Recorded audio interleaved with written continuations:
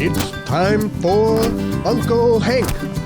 Question everything with M. Kalani Souza and Uncle Hank Ferguson.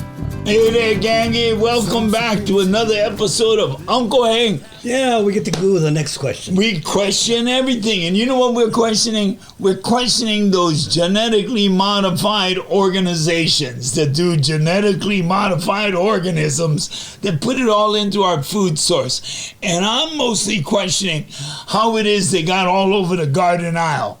Not only the Garden Isles, they're all over the place, but they came to the University of Hawaii. The University of Hawaii? Yes, bro. So that's the research center and the RCUH. The Research Center of the University of Hawaii. That needs to be investigated deeply. Ask that question 1,000 times. So these guys have been doing agriculture. Are these the same people who keep you from bringing oranges into the state? The same guys. Apples and oranges. Right. Wait. Are these the same guys who brought in mongooses? Same guys. Same guys that bring in the crawfish, death. the Ohia rapid death, right? The rapid Ohia, Yes. I guess that's the thing that they try to, correct the strawberry guavas and they mess up.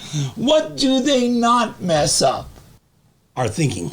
Oh. We have to be able to think as locals. As people on a canoe, bro. You're on a canoe. You don't have space to waste. Is that why you're always questioning everything they do? You gotta, because, I can eat. How about you? How about you? How about you? How about you? You know what I mean? What about the babies? Where are they going to get their food from? Where are we going to be able to be that they haven't poisoned or bombed before? The bottom line is the farming institutions run the county of Kauai at this point. And what's insane about that, all the counties were in the Hawaiian Kingdom. Anyway, that's a whole nother subject we'll get to. So the agricultural industry then used Hawaii as a starting point. I know that this is where they developed Agent Orange. This is where they developed glyphosates. So far from being paradise, this place is a natural world nightmare brought to us by the United States agricultural efforts. This is the giant petri dish for all the bad sciences that they can think of and find out if it works here first. And if it doesn't work well. Right, and the idea, correct me if I'm wrong, the idea was we're so isolated in the world that if it turned into a disaster, it would only be limited to Hawaii. Yeah, confined. Turns out they're absolutely wrong. The weather of the planet takes everything that happens in Hawaii right to the West Coast. Yes. I guess they didn't think about that. They didn't think about a whole lot of this stuff, how this all works. This is why we need to go back and look. Look, it may sound selfish. You got to think of you. You got to think of you and your family. Where are they going to eat from? Okay? You can't be relying on young brothers. We already see how that works. You can't rely on container ships from the mainland, with the Jones Act and all that. Well, the Jones Act was set up by the missionaries, right? Sons and daughters of the whalers. They control our food source. They bring it in. And now our own schools, our educational facilities that should be building capacity for us, they're enslaving us to these chemical companies, to these agricultural pharma companies. Yes, that's what they're doing. They're literally enslaving us. And you find it in the local community out in Molokai. People who work for these farms, they're literally Kanakas getting paid to poison their own aina, and they're fighting for the right to do so. And in a way, it's a tragic story because they have to eat too. But do you have to kill everybody on the way? That's the question. Well, they're going to kill their own kids too. That's what I'm trying to say. This is the thing to think of, right?